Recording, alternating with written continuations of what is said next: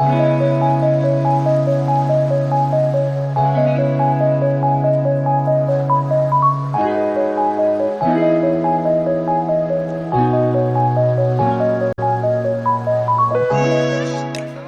warahmatullahi wabarakatuh. Perkenalkan, saya Amin Karim Muklis, mahasiswa BK FKIP UHAMKA. Berikut merupakan video pengenalan lapangan persekolahan yang dilaksanakan di SMK Averus, Jakarta Selatan bersama dengan rekan saya Rizky Zulfan Nugraha dan Syahid Mustafa.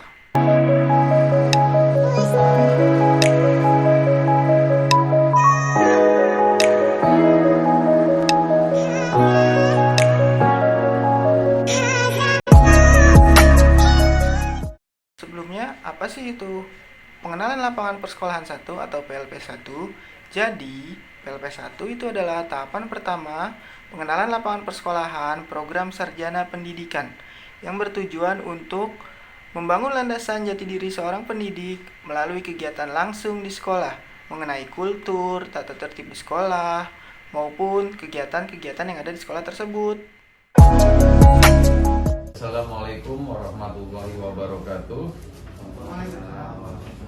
Alhamdulillah wa syukurillah wa ni'matillah wa la hawla wa la quwata illa billah. Asyhadu an la ilaha illallah wahdahu la syarika lah wa asyhadu anna Muhammadar abduhu wa rasuluhu la nabiyya ba'da. Allahumma shalli wa sallim wa barik ala sayyidina Muhammad wa ala alihi wa sahbihi ajma'in, amma ba'du.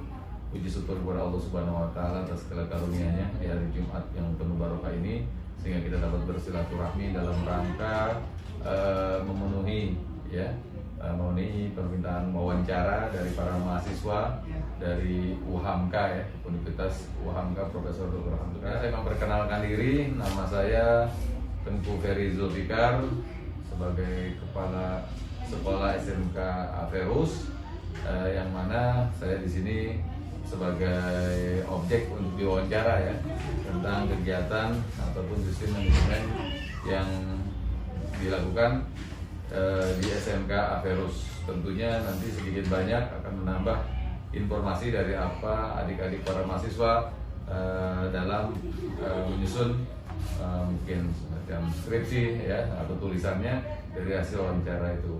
Kami dari pihak sekolah menyambut baik ya daripada kegiatan ini. Adapun untuk selanjutnya nanti guru pamong ya akan diisi oleh Bapak Yusuf. Mungkin itu dulu suatu pengenalan dari kami. Ada lagi? Cukup sih Pak, terima kasih. Jadi kita langsung pada intinya ya, silakan. saja Pak ya. Jadi di buku pertanyaan itu kita punya pertanyaan tentang sekolahnya Pak, tentang karakteristik umum peserta didik tuh Pak. Jadi tuh pada sekolah Averus Jakarta ini kira-kira jumlah keseluruhan siswa itu berapa Pak? Jumlah keseluruhan siswa pada tahun ajaran 2020-2021 ini sebanyak 810 siswa. Ya, 810 siswa dengan komposisi berimbang antara jumlah laki-laki dan perempuan. Mungkin tidak terlalu jauh gitu ya. Jadi kadang laki-laki itu 487, nah sisanya itu adalah wanita. Nah kira-kira untuk rata-rata dari keseluruhan itu ada kelas satunya itu berjumlah berapa Pak kira-kira? Kelas satunya itu atau kelas 10 ya, Iya, kelas 10. itu berjumlah 260. Adapun kelas 11-nya itu 267. Mohon maaf, balik. Kelas 10-nya 267, kelas 11-nya 260, dan kelas 12-nya 282. Seperti itu. Berimbang ya Pak? Laki perempuannya saya kurang hafal ya gitu ya. Nanti bisa ditanyakan di data TU atau data Dapodik berapa jumlah laki dan perempuan. Kira Bapak tahu karakteristiknya itu? Karakteristik ini maksudnya karakter ya, sifat ya daripada anak-anak kami. Kalau secara umum baik ya, namun ya seperti halnya sekolah lain lah, 100% baik semua juga nggak mungkin. Ada beberapa anak yang mungkin perlu pembinaan lebih khusus ya, perlu perhatian lebih khusus dalam hal kedisiplinan, bisa juga ya dalam hal mungkin agak lambatnya dalam menerima pembelajaran, mungkin juga dalam bermasyarakat di dalam sekolah, mungkin kedisiplinannya kurang, dan kenakalan-kenakalan lainnya yang ya di umuran anak SMK lah. Tentunya kalian juga sudah pernah merasakan sebelum kuliah ya, dimana memang tingkat anak-anak karakteristik umur usia tingkat SMK atau SLTA ini ya memang lagi mencari jati diri. Jadi kalau saya bilang 100% anak ini semuanya karakteristiknya bagus, ya itu nggak tepat juga gitu ya. Tapi kami berusaha sekuat tenaga membina anak-anak, dan justru disitulah peran daripada pengajar, peran daripada sebuah instansi atau organisasi pendidikan ya, untuk membina anak-anak yang baik menjadi lebih baik, dan yang kurang baik akan kita usahakan menjadi anak yang baik. Jadi secara karakteristik umum, alhamdulillah 810 siswa yang kita bina ini kita arahkan kepada sesuatu yang baik, dan bukan tujuan pendidikan sekolah atau tujuan pendidikan sekolah secara nasional, yaitu menciptakan karakter, akhlak atau perilaku karakteristik anak menjadi lebih baik lagi. Nah, ini ada struktur organisasi dan tata kerja sekolah tuh Pak ya. Iya. Nah kira-kira itu ada contohnya nggak Pak? Kalau struktur nanti secara secara market gitu atau diagram ya. Yang pertama ya tentu karena ini sekolah swasta, ya tentu pembinaan yang pertama itu oleh yayasan sebagai pendiri sekolah ya. Nah yayasan itu langsung turun ke kami dari pihak penyelenggara satuan pendidikan, yaitu kepala sekolah. Kepala sekolah mempunyai para wakil, 4 wakilnya, yaitu wakil kepala sekolah bidang kesiswaan, wakil kepala sekolah bidang kurikulum, yang ketiga wakil kepala sekolah bidang dunia usaha dan dunia industri, karena kita bergerak di bidang manajemen bisnis, dan terakhir wakil kepala sekolah bidang kurikulum. Nah dari wakil-wakil ini pun terstruktur lagi ke bawahnya ya. Wakil kurikulum membidangi 3 kepala program akuntansi keuangan lembaga, lalu yang kedua otomatisasi tata kelola perkantoran, dan terakhir yaitu BDP, bisnis daring dan pemasaran. Nah, begitu pula wakil yang lain, wakil sapras tentunya nanti turun ke bawah sebagai pemeliharaan sarana prasarana, pengadaan sarana prasarana sekolah ya, seperti pemeliharaan gedung, penyediaan alat belajar ya, pembelajaran seperti komputer pengadaannya, lab bahasa dan lab perkantoran dan sebagainya, perawatan dan semuanya itu di bawah wakil sarana prasarana. Selanjutnya ada wakil kesiswaan. Ini membidangi masalah tentang kesiswaan tentunya ya. Itu ada kepramukaan, ada tentang OSISan ya, OSIS maupun pramuka dan yang lain-lain, seperti pameran remaja dan juga kegiatan-kegiatan yang sifatnya keremajaan. Lalu terakhir wakil dunia usaha dan dunia industri. Nah ini bergerak di bidang bagaimana anak atau siswa kita semuanya dan sekolah dapat bekerja sama, berkolaborasi, bersinergi dengan dunia usaha, karena sekolah kita ini adalah sekolah yang mengacu kepada bisnis manajemen dan juga sekolah vokasi.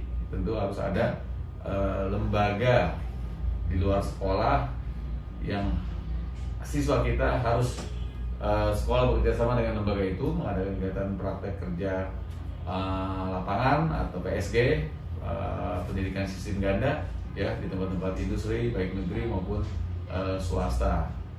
Nah itu ada 4 wakil kepala sekolah yang sesuai dengan bidang yang sebut tadi. Nah jadi selanjutnya ada peraturan dan tata tertib sekolah Pak. Pasti sekolah pasti ada peraturan dan tata tertib ya Pak. Kira-kira nih Pak, untuk siswa itu tata tertibnya seperti apa Pak? Dan apa ada peraturan dan tata tertib untuk tenaga kependidikan dan non kependidikan Pak? Oh ya, baik. Pertama, semua apapun yang namanya tidak hanya di dunia sekolah, di lingkungan ataupun di luar sekolah, semua mengacu pada tentunya ketentuan hukum ya. Negara kita negara hukum. Nah ini breakdownnya itu masalah tentang tata tertib baik di sekolah, di kantor, bahkan di rumah sekalipun kita mempunyai tata tertib atau aturan. Apalagi sekolah sini tempat pusat pendidikan, untuk merubah karakter anak dan sebagainya tentu kita mempunyai tata tertib, baik yang dikeluarkan tata tertib secara umum dari pihak dinas provinsi DKI maupun tata tertib lokal yang kita buat dengan acuan kepada tata tertib yang dibikin oleh dinas atau pemerintah. Tentunya banyak tata tertibnya ya, ada poin-poin tertentu yang apabila nanti dilanggar akan mendapatkan kebalikan dari punishment ya, punishment atau hukuman. Tujuan hukuman ini bukan untuk menghukum dalam tanda kutip, hukuman kasar, tidak. Tapi tujuan daripada punishment ini agar siapapun warga sekolah harus mentaati. Begitu pula para pengajar atau teknik tenaga pendidiknya. Umpama sebagai contoh, tenaga pendidik datang kesiangan umpama di saat kita sedang upacara itu pukul 7:15. Tahu-tahu guru datang jam 8, itu kita nggak bukain pintu, kita tutup gerbang biar mereka di luar. Sebagai contoh, kita berlogika, kita bernalar, bagaimana mungkin kita akan menghasilkan anak didik yang baik sementara gurunya sendiri tidak baik. Nah, kan gitu. Semakin kita tinggi ke atas dalam hal ini jenjang struktur karir dalam organisasi, harus semakin bisa menjadi contoh bagi struktur organisasi di bawahnya. Ya, selanjutnya saya sudah bersama dengan guru Pamong, guru BK, dengan Bapak Yusuf ya Pak? Iya betul. Jadi langsung pada pertanyaan saja Pak ya. Kan sudah hampir 2 tahun nih Pak pandemi. Terutama. Jadi metode apa sih Pak yang paling efektif itu untuk pembelajaran daring? Untuk metodenya sendiri sih saya biasanya pakai Google Classroom atau menggunakan Zoom. Itu yang paling efektif. Lalu pada proses penilaian nih, ketika siswa itu nggak bisa mengakses tugas, itu penilaiannya itu seperti apa Pak? Sama. Untuk penilaiannya, jadi setiap minggu kan direkap nih siapa aja yang sudah mengerjakan. Nah bagi yang belum mengerjakan, di pertemuan berikutnya anak tersebut diwajibkan untuk mengerjakan tugas gitu. Jadi kan kalau misalnya saya minggu ini misalnya nih, minggu ini materi, nanti minggu depannya kita kasih tugas gitu. Jadi pas harusnya dapat materi, dia plus ada tugas yang sebelumnya gitu. Nah, kira-kira guru itu berkomunikasi nggak Pak dengan orang tua untuk memantau proses belajar mereka di rumah itu? Oh, mungkin sih kalau misalnya saya ke orang tua langsung ya, nggak langsung ke orang tua, saya melalui wali kelas dulu, karena yang punya kontak person atau bisa berkomunikasi dengan orang tua langsung itu dari wali kelas gitu. Jadi saya koordinasi nih sama wali kelas, misalnya namanya si Ahmad, ibu ada anak ibu si Ahmad ini nggak pernah ngerjain tugas nih, nggak pernah hadir di kelas saya, coba tolong untuk menghubungi orang tuanya, kira-kira kendalanya si Ahmad ini kenapa gitu.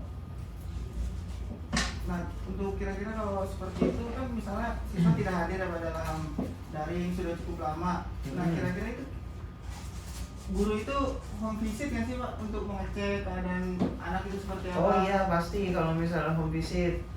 Jadi misalnya dia 5 kali sudah tidak hadir secara berturut-turut ya. Iya. Wali kelas bisa home visit gitu.